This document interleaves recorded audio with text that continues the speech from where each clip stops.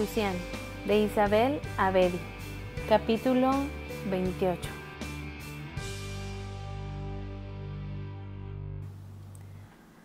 La oficina de Tiger es un cuarto pequeño, de estilo antiguo y con librero, un sillón acolchado y un escritorio oscuro, detrás del cual se sentó mi maestro de inglés.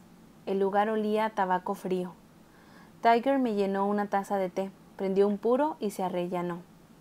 Yo contuve la respiración para quitarme el hipo que me había venido cuando, entre los murmullos de mis compañeros, salía del aula siguiendo a Tiger. El hipo seguramente se debió a que, durante el resto de la clase de inglés, mi pulmón se había concentrado solo en la inhalación, mientras que la exhalación había funcionado por sí sola en pequeños y dolorosos impulsos. Coloqué el grabado sobre la mesa. «¿Qué hace usted aquí?», le apremié. «¿Qué significa este manuscrito? ¿Por qué lo ha leído ante la clase? ¿Por qué precisamente este episodio? ¿Qué sabe usted?». Necesité aire y el hipo se soltó otra vez, de modo que apenas si logré expresar las últimas palabras. «¿Qué sabe usted de mí?». Tiger sorbió el té y miró divertido cómo cruzaba los brazos. «Vayamos frase por frase», dijo. «¿Quieres saber por qué estoy aquí? Bien. Digamos simplemente, tu pequeñez desempeña en esto un papel no insignificante del todo. Por lo que se refiere al manuscrito», sonrió levemente, «encontré el lugar y la ocasión apropiados. Lo que sé de ti», de nuevo sorbió el té, «lo trataremos después. Como veo, hiciste la tarea y además has encontrado una bonita obra de arte». Tiger giró la imagen de manera que yo la veía de cabeza abajo. «¿Por qué tienes esto?». Reprimió un nuevo hipo y señalé el hombro rubio del grabado. «¿Usted sabe quién es?», le contesté. «¿Usted conoce la historia que desenvolvió entre los dos hombres?». «Oh, sí», respondió. «La conozco. El rubio es William y el de cabello oscuro se llamaba Ambrose. Ambos habrían sido buenos amigos, de hecho. Lo fueron, al principio. A Ambrose le encantaba escribir buenas historias y a William le gustaba leer buenas historias». Tiger se rascó cavilante el labio superior.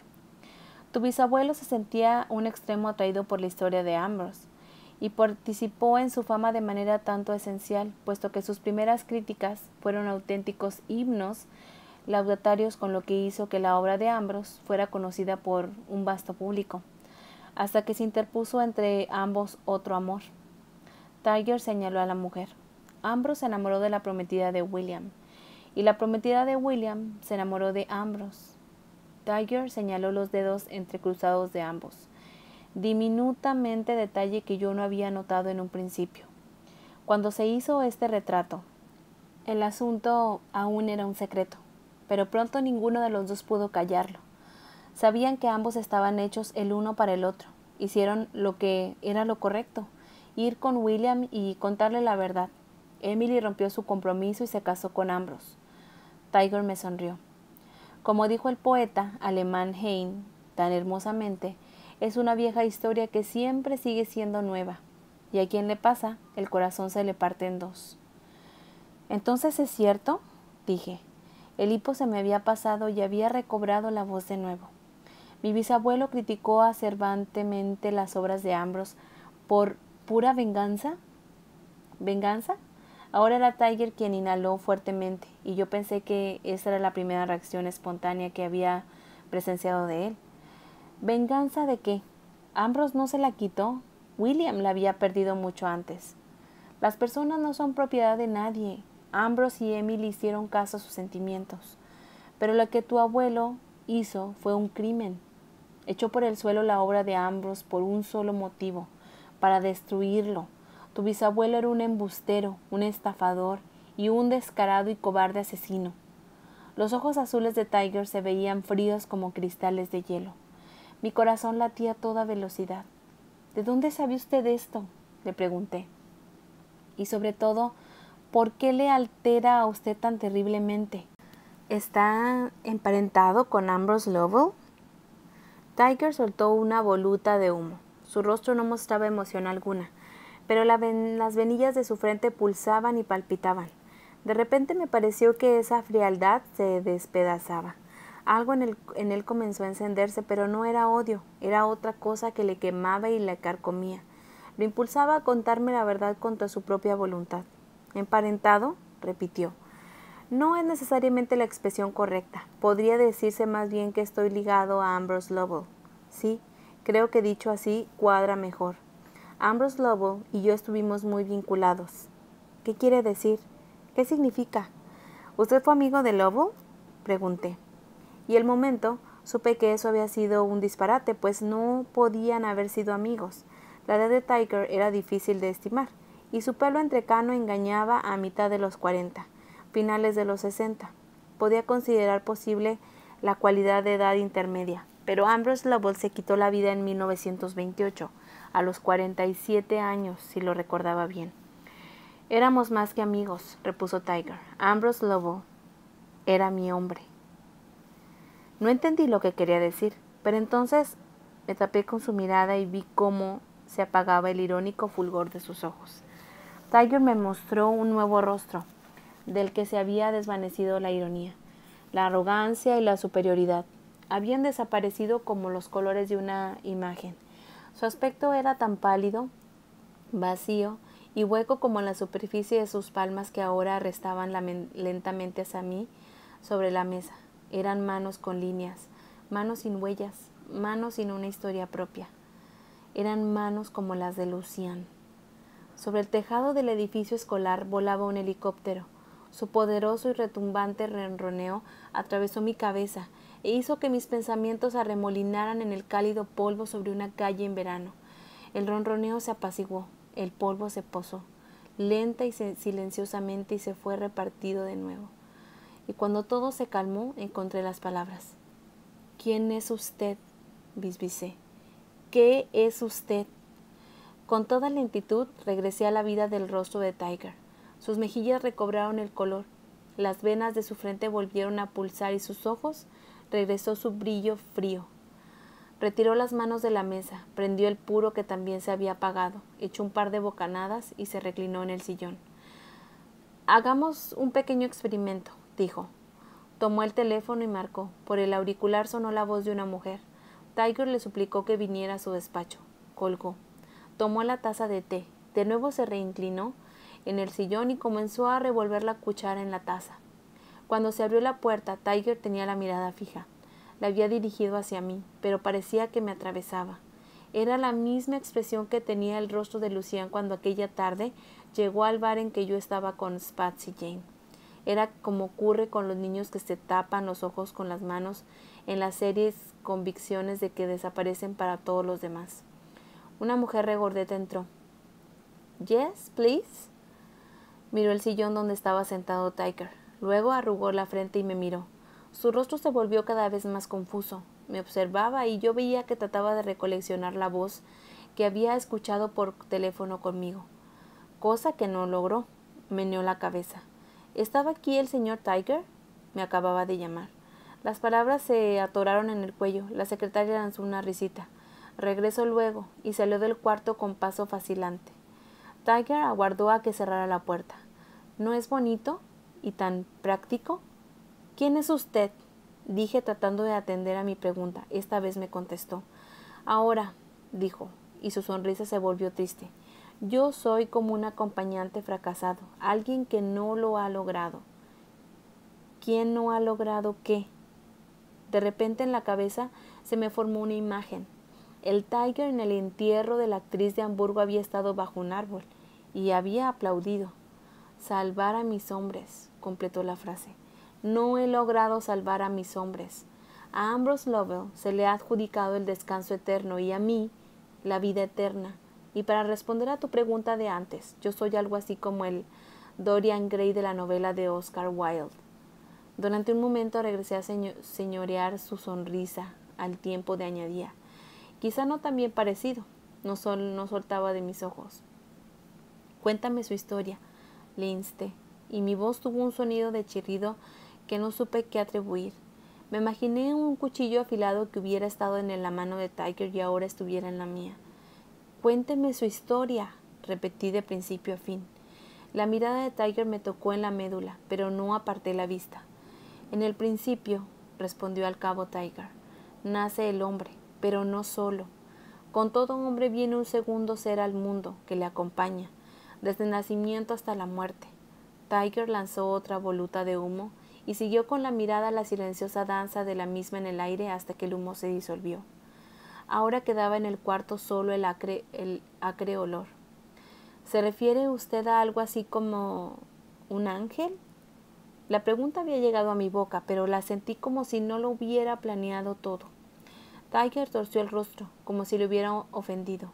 Por desgracia, tengo que decepcionarte, corazoncito, insinuó. Los seres de los que hablo no se elevan con poderosas alas en la altura infinita. Para ser honesto, nunca aletean ni llevan blancos vestidos de ballet, ni deslumbran a los terrestres con su resplandeciente faz. Tampoco se mueven por los lugares para, con invisibles manos, recoger a los mocosos que se caen en los árboles ni transmitir luminosos mensajes, como aquellos con los que condimentan sus perspectivas diarias los chiflados esoterismos. Si te interesa ese tipo de seres, mejor inscríbete en un seminario de angelología. Le obsequié solamente la confección de una diminuta pausa. Luego de nuevo arremetí. Ya he captado cabalmente lo que estos seres no hacen, expresé lentamente. Ahora, queda la pregunta, ¿qué hacen?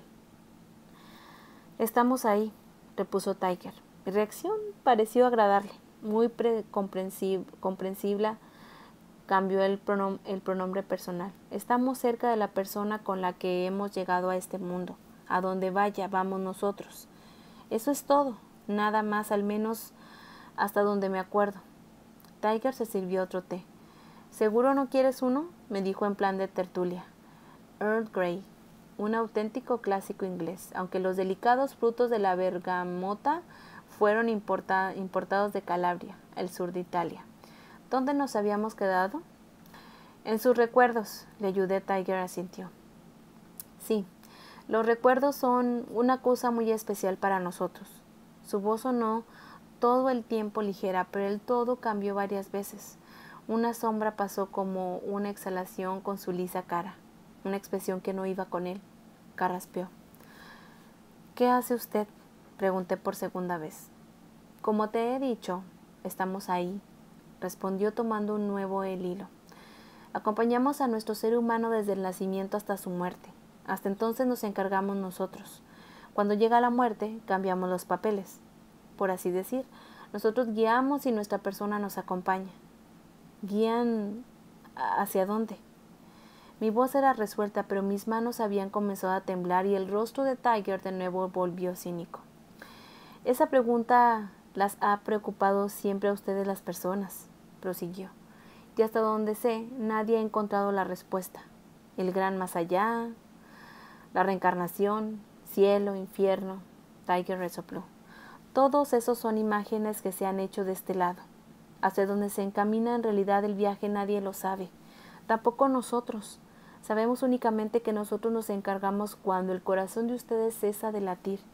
Y lo único que en ese exiguo lapso tiempo de la agonía de nuestro ser humano no podemos hacer es dudar.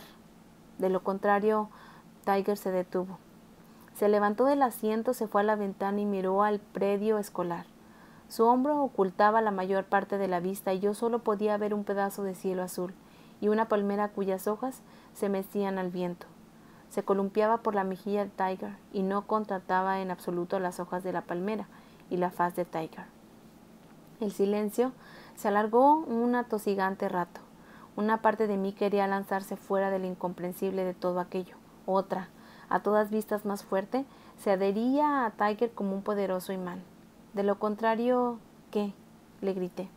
Tiger se volteó y su mirada repasó los libros del librero. Luego regresó y se quedó fijo en el bolsillo de su chaleco, donde se encontraba el reloj. Tiró de la cadena hasta que el artilugio aterrizó en su mano por primera vez. Tiger habló por su cuenta. Cuando Ambrose comenzó a pensar en ahorcarse en su estudio, dijo una voz que sorprendía por la delgada. Se me despertaron dudas, sentí angustia moral. para ser más preciso, y esas débiles dudas despertaron otro sentimiento humano en mí. Sentí que amaba a mi hombre, que yo había endiosado sus historias y que no podía soportar el pensamiento de que su vida iba a terminar de esa manera. Era demasiado pronto. Eso fue lo que pensé. Quería salvarlo, protegerlo, pero un acompañante no puede nunca salvar a nadie ni protegerlo. Eso solo lo puede hacer un ser humano. Tiger se interrumpió. Volvió a poner el reloj en el bolsillo del chaleco. El silencio se volvió ensordecedor. ¿Y entonces? Mi voz era apenas un susurro. ¿Qué sucedió luego? ¿Qué hizo usted? Tiger fue al librero. Se colocó como a la distancia de 1 metro del mismo y habló de espaldas a mí, como si los ordenados lomos de los libros fueran sus oyentes y no yo. Era, en el fondo, una pregunta fácil, dijo Quedo. Un simple pensamiento humano. ¿Qué ocurriría si...? Tiger tomó aire. Vi cómo se le ensanchaban los omóplatos. ¿Qué ocurriría si yo me transformara en un ser humano? ¿Qué ocurriría si el tiempo regresara? Si a Lovell y a mí nos otorgaran otra oportunidad, ¿qué ocurriría entonces? Esta vez ambos nos callamos. A mí me pareció que juntos empezábamos una respuesta imposible, entonces Tiger giró. A todos los escritores, hizo un movimiento con la mano hacia el librero. Les resultaría mucho más fácil las historias de viajes en el tiempo. No sé si necesitarían ni píldoras, ni máquinas, ni caídas a la madre tierra desde altos tejados de edificios. Tronó los dedos resbalando el pulgar sobre el dedo de corazón, el tiempo que decía. Ocurrió simplemente así. El tiempo se giró y yo me convertí en ser humano. Inclinó la cabeza y parecía esperar lo que sus palabras desencadenaban en mí. El tiempo se volteó, pensé yo. Él se convirtió en ser humano, pensé. El tiempo se regresó y él, Lucian, se convirtió en ser humano. No, oh no, él, que Tiger me odiara. ¿Y por qué odiaba? Lo acababa de comprender.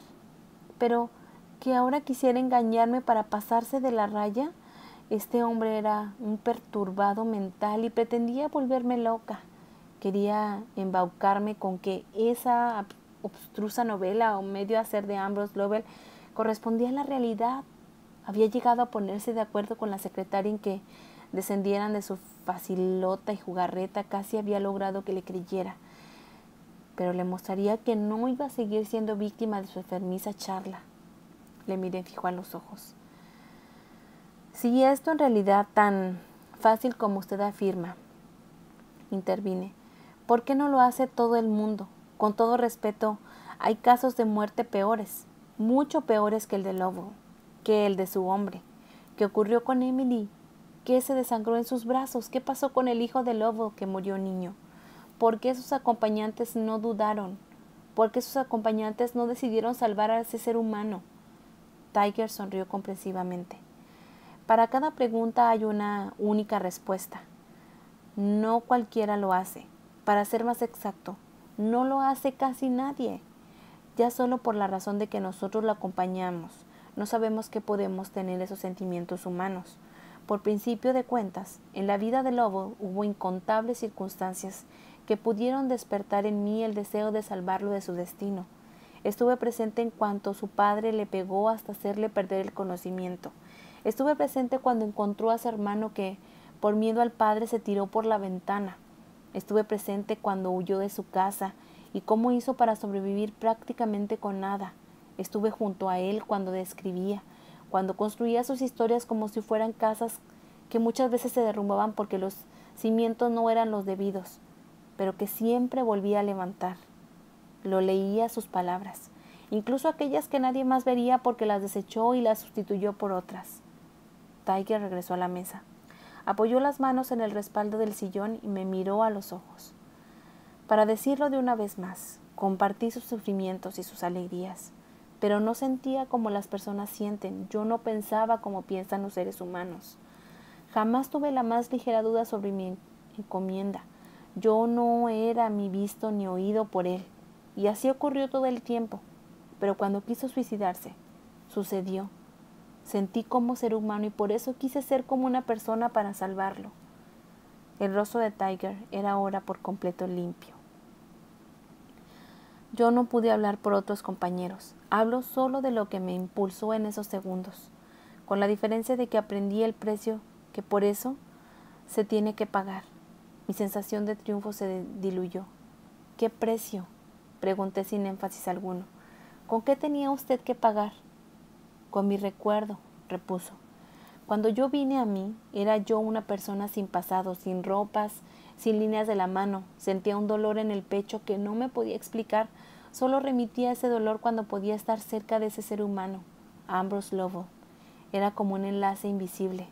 Tiger frotó sus cuidadosos dedos unos contra otros. Noté que las lúnulas de sus uñas habían tomado un tono azulado como de frío intenso. Lovell parecía en mi vida una y otra vez, continuó. Primero lo considerábamos una casualidad, pero en determinado momento no fue ya posible esa ilusión. Donde él estaba, estaba yo. Donde yo estaba, estaba él. Juntos las cosas marchaban bien. Separados todo resultaba mal. Entre nosotros, Tiger me miró de soslayo. No había pasión alguna, lo cual aligeraba algo la situación, pero por otro lado no podíamos estar el uno sin el otro. No lográbamos entender esa atracción. Se nos aclaró solo a través del inconsciente.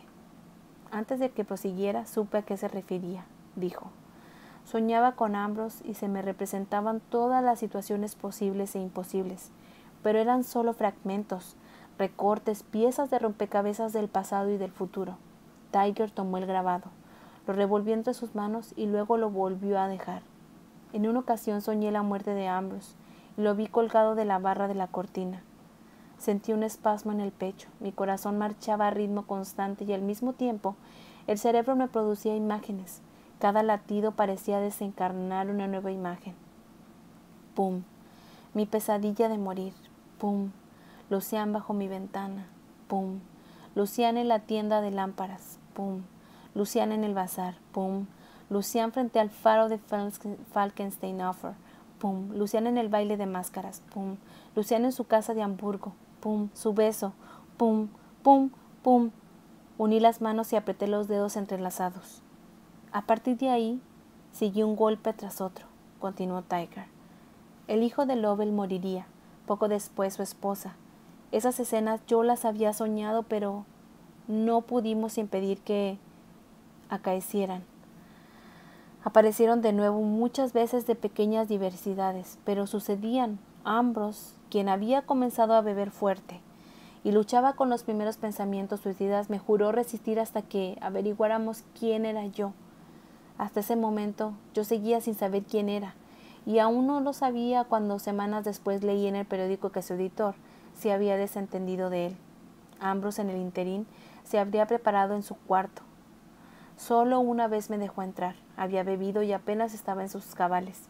Me llamó su muerte, su último visitante, pero al mismo tiempo me expresó que no necesitaba, que se le podían arreglar perfectamente sin mí, y entonces me echó con violencia de su habitación. Tiger dejó el sillón y parecía más que viejo, como si alguien le hubiera quitado una máscara de la cara.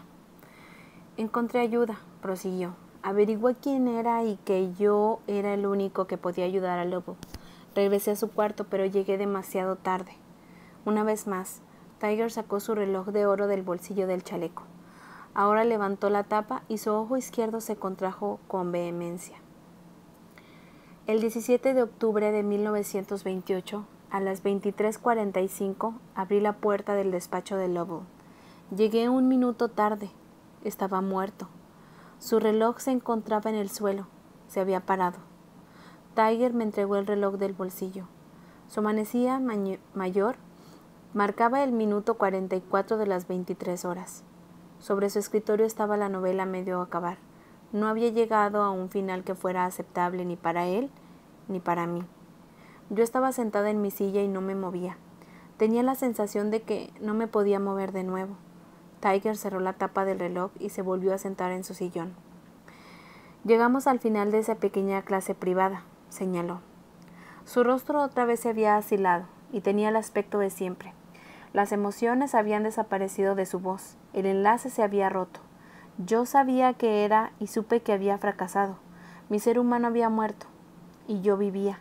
Supe que a partir de entonces no me volvería más viejo y nunca moriría. Yo... ¡Pare!, grité. ¡Pare! ¿De dónde? ¿De dónde sabe esto? Primero, ¿por qué traté de matarme?, contestó Tiger, seco. Segundo, hubo alguien que me lo explicó. Por suerte o desgracia no soy el único acompañante que haya fracasado, que hay sobre la tierra. Cuando un nuevo miembro pisa el club, Tiger sonrió amargamente. Los viejos hacen todo lo posible para aliviarlo del peor dolor. Hizo un movimiento con la mano, como si quisiera espantar una mosca. Como siempre, no me concilié con mi pérdida, pero aprendí a sobrevivir con ella y conseguí dinero. Muchos sueños tienen también su lado positivo. La bolsa es un estupendo invento contra alguien posee ciertas informaciones. Por adelantado, ¿no es cierto? Mi firma Eternal Funds es muy exitosa. Me quedé mirando a Tiger fijamente, pero él apartó su mirada. Era el nombre de la firma escrito en la placa del timbre de Holsam. No, exclamé con voz ronca. Pues sí, Tiger asintió. El altruista anfitrión de Lucian en Hamburgo fui yo. ¿Dónde?, grité. ¿Dónde?, bufé. ¿Dónde está Lucian? ¿Dónde está? ¿Dónde está ahora? Tiger me miró de hito en hito. Su rostro, toda su actitud era de calma, pero detrás cayó algo de hasta ahora parecía que había sido mantener. Tiger, el zorro tan dueño de sí, en unos segundos se había transformado en un perro apaleado. En sus ojos se reflejó inequivocada e indudablemente su mala conciencia. Tiger se sentía culpable. No sé dónde está Lucian, respondió con suavidad. Desde tu vuelo a Los Ángeles no lo he vuelto a ver. Con esto se levantó y fue a la puerta. Al pasar delante de mí se detuvo. Por un diminuto instante puso la mano en mi hombro. Era un ademán de indefensión. Me sacudió su mano. Su contacto me quemaba la piel y noté que brotaba en mí una furia demencial. Me sentí como una fiera que hubiera estado enjaulada demasiado tiempo y ahora, súbitamente, le habían abierto la portezuela de su jaula. ¿A dónde? ¿A dónde podía yo ir ahora? ¿Qué debía hacer ahora? Dirígete a Fayet, dijo Tiger, como si yo hubiera planteado la pregunta en voz alta. Habla con la niñera de tu hermana. Un momento después, había desaparecido. Hasta aquí el capítulo 28 de Lucian, de Isabel Abedi. Gracias por escucharme.